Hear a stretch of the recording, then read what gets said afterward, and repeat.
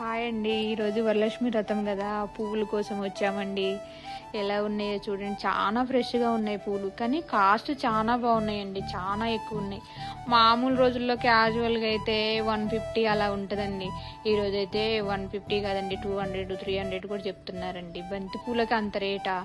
ఈ పూలు గులాబీ పూలు చూడండి, మామూలు రోజుల్లో 50 రూపీస్, ఈరోజు 150 అంట. అయినా తప్పదు కదా, దేవుడి కోసం. గాజులండి, అమ్మవారికి పువ్వులండి. చూడండి ఎంత ఫ్రెష్గా ఉన్నాయో, బాగున్నాయి కదా, గాజులు కూడా బాగున్నాయి. అలా వస్తున్నాం. ఇక్కడ అరిటాకులు కూడా మనకు అవసరమే కదా అమ్మవారి కోసం. తర్వాత మేమే కొనుక్కొచ్చుకొని పువ్వులు మేమే కుట్టుకున్నామండి. మూరల్లో కొనుక్కొస్తే చాలా రేటు ఉన్నాయి, అందుకనే కేజీల లెక్క కొనుక్కొచ్చుకొని మేమే కుట్టుకున్నాం. మనం చేతులతో చేసుకుంటే ఏదైనా మనకి సంతోషం కదండి, ఇంట్లో అలంకరణ. అందుకే మేము తెచ్చుకొని చేసుకున్నామండి. చూడండి, మా ఇంట్లో ఇలా ప్రసాదాలు చేసుకున్నాం. మీ ఇంట్లో ఎలా చేస్తారో చెప్పండి. మేమైతే ఇలాగనే చేసుకుంటాం.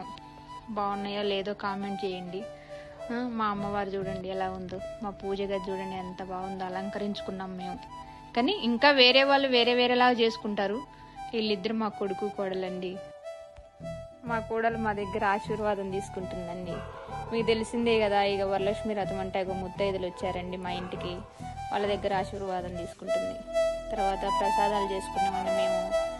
పులిహోర, పాయసం, దద్దోజనం, గారెలు, పూర్ణాలు, శనగలు ఇలా చేసుకున్నామండి మేము మా పండగ. మా పాప కూడా పసుపు బొట్టు తీసుకొని మా కోడలను ఆశీర్వదించిందండి.